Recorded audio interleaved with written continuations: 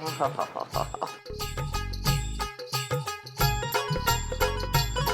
अदरक का स्वाद है। वाह वाह वाह वाह। सविता, तू बहुत पहुंची हुई चीज है। वाह, तू बहुत पहुंची हुई चीज है मेरे गले तक। तुम्हारा मजाक बंद करो, मेरा दिमाग गर्म होता है। तुम्हारे साथ शादी करके मेरी जिंदगी का मजाक हो गया। अच्छा, खैर जाने दो, मैं मेरा मूड ऑफ नहीं करती।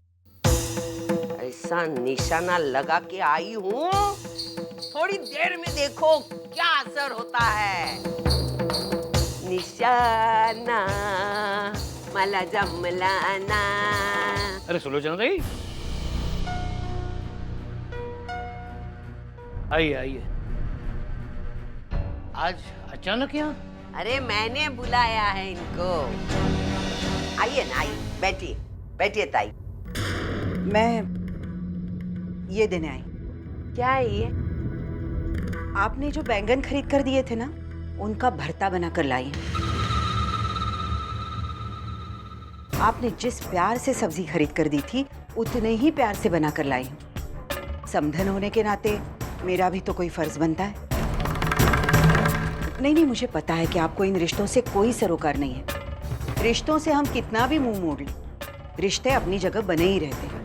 इसी बात का एहसास दिलाने आई। तेरी बकवास बंद कर, और जो मैंने बताया था उस पर तूने क्या सोचा वो बता। मानव और अर्चना ने जो किया वो गलत किया। मैं आज भी उन दोनों से बहुत नाराज हूँ, खास करके मानव से। लेकिन मैं कठोर और निर्दयी नहीं हो सकती। मैं अपनी बेटी से उसकी खुशियां छीन लूं, ये मुझसे नहीं होगा। हमारी नजरों में भले ही अर्चना मानव गलत हो, लेकिन सच्चाई यही है कि वो दोनों एक दूसरे से प्यार करते हैं, एक दूसरे के साथ खुश हैं।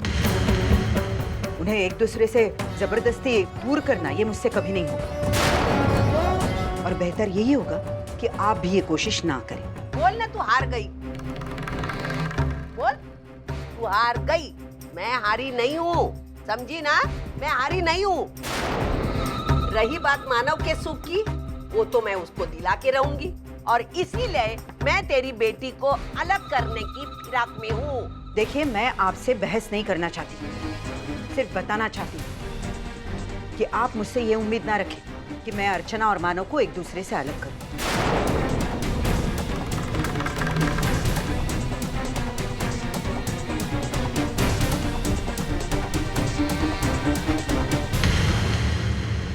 बेटी एक कमीनी, माँ 10 कमीनी। लेकिन ध्यान में रखना, तूने सविता से टक्कर ली है, छोड़ूंगी नहीं मैं तुझे। मुझे पता है आप लोग को ये मेरा फैसला सही नहीं लग रहा होगा, लेकिन हर्षा की तबीयत इतनी खराब थी कि मेरे पास कोई दूसरा रास्ता नहीं था। मानव, एक तरह से तुमने बिल्कुल सही किया, बिल्कुल ठीक किया। तुम लोग बैठो, मैं कुछ मिठाई लेके आता हूँ। बैठो।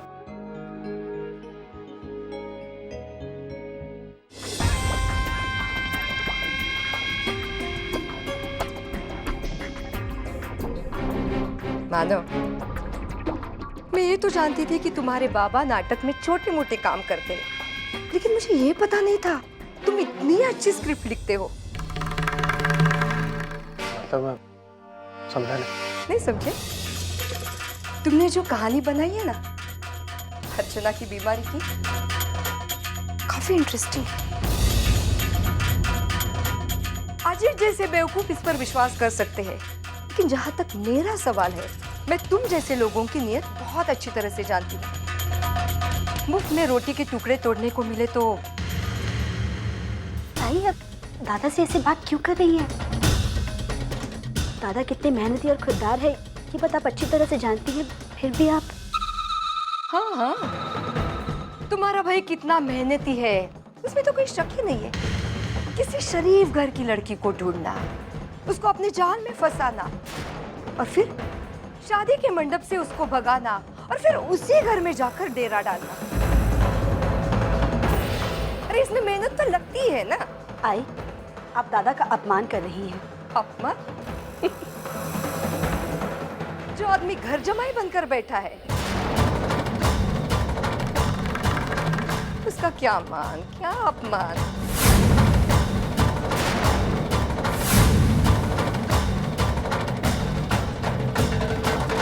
बस आई, बहुत हो गया। अब मैं दादा के खिलाफ एक शब्द भी नहीं सुनूंगी।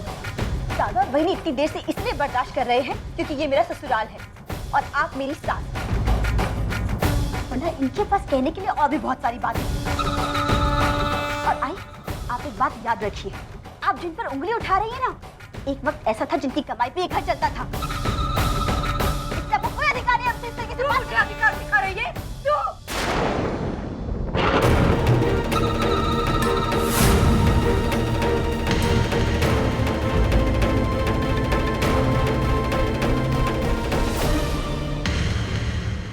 मेरी चुप्पी को मेरी कमजोरी मत समझिएगा। अगर इस घर में आना हमारा आपको अच्छा नहीं लगा तो सीधा बोल दीजिएगा, लेकिन बंदूक पे हाथ उठाने की गलती मत कीजिएगा। चलो अर्चना, मैं क्या लगता है?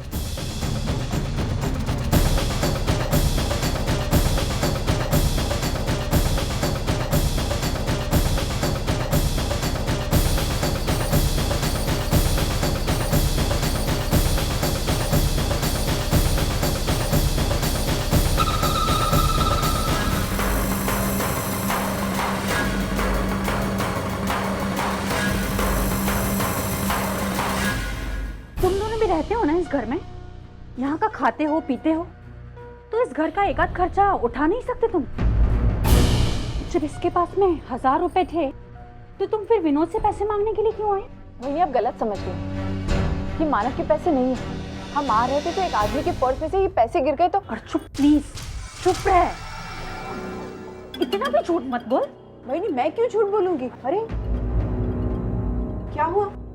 तुम दोनों इस तरह झगड़ा क्यों कर रही हो? अच्छा हुआ है कि आप लोग आ गए। अभी अभी वो गैस वाला आया था, उसको कोई 800 रुपए देने थे, तो ये महारानी आ गई विनोद के सामने हाथ पसारने के लिए। अरे जबकि मैंने देखा कि मानो के पास में 1000 रुपए थे। देखिए, मैं आपको पैसे दे दूंगा, लेकिन आई ये पैसे मेरे। मानो, हो सकता है ये लोग तुम्हारी चिकनी चुपड़ी बातों में आ जाए, लेकिन मैं आने वाली नहीं हूँ। मैं तुम्हें बहुत अच्छी तरह जानती हूँ।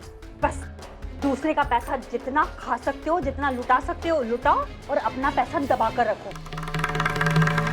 यही फितरत है तुम्हारी कि 2 वक्त की रोटी मुफ्त में खाओ, और अगर हमें जरूरत पड़े तो 4 पैसे भी न दे सको हमें। बस करो मंजू, क्यों बात का बतंगड़ बना रही हो? देखो, अर्चू और मानव को हम लेकर आए हैं यहाँ। अपनी खुशी से हमने उनकी जिम्मेदारी ली है, तो फिर वो लोग यहाँ के घर के खर्चे में अपना हाथ क्यों बटाए? ये उम्मीद ही नहीं है उनसे, तो फिर तुम इतना क्यों? प्लीज बाबा,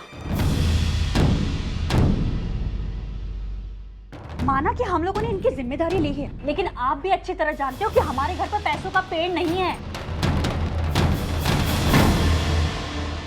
मैं और विनोद दिन रात खटते हैं, तब जाकर 4 पैसे कमाते हैं, और फिर हमारा घर चलता है। हमने इनकी जिम्मेदारी उठाई है, इसका ये मतलब तो नहीं है कि ये दोनों उस बात का नाजायज फायदा उठाएं। बस करो ना मंजू, बंद करो ये सब। मंजू, माना कि तुम दोनों कमा रहे हो, खर्चा कर रहे हो, हम भी तो अपनी तरफ से पैसे दे ही रहे हैं ना। और अभी इन्होंने कहा ना कि अर्चना और मानव का खर्चा हम उठाएंगे, फिर तुम्हें क्या प्रॉब्लम है? है प्रॉब्लम आई, बहुत बड़ी प्रॉब्लम है, क्योंकि इस घर में जितना भी खर्चा होता है, जो भी चीजें आती है ना, वो मेरे और विनोद के कमाए पैसों से आती है। पैसा पैसा पैसा, पैसे के आगे तुम्हें कुछ नहीं दिखता? नहीं दिखाई देता आई। क्या करूं, क्योंकि आप लोग मुझे इससे आगे देखने का मौका ही नहीं देते हो। अरे 4 लोगों का बोझा जैसे तैसे हम ढो रहे थे, ऊपर से आपने इन दोनों को लाकर बिठा दिया। ये क्या बोल रही है विनोद? समझाओ जरा इसे। किसी को मुझे कोई समझाने की जरूरत नहीं है, और मैं समझने वाली भी नहीं हूँ। अब क्या करना है और कैसे करना है, ये मैंने तय कर लिया है। आई बाबा, हम सब लोग आज से इस छत के नीचे तो रहेंगे, लेकिन हमारी गृहस्थी अलग होगी।